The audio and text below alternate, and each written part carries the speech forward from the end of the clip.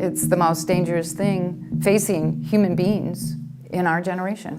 GMO, Genetically Modified Organisms.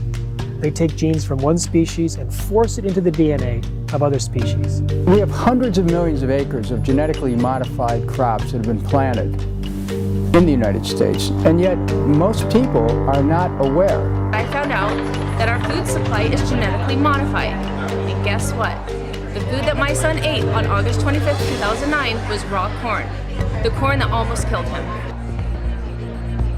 The process of insertion plus cloning creates massive collateral damage.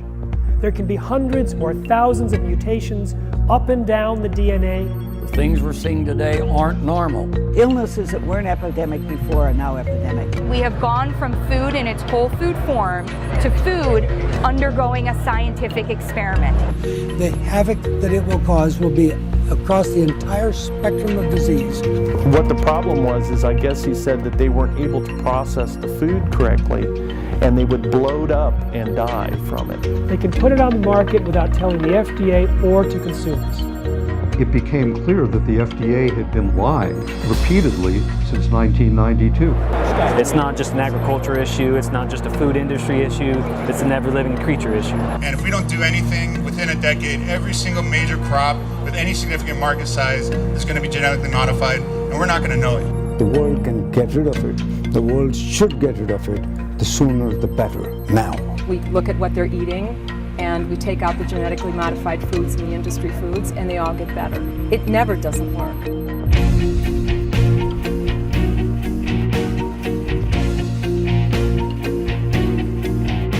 I don't want to be a human lab rat, and I certainly don't want my 2-year-old daughter to be a human lab rat. It's not about feeding the world. It's not about the blind will see and the lame shall walk. It's about chemical companies selling chemicals.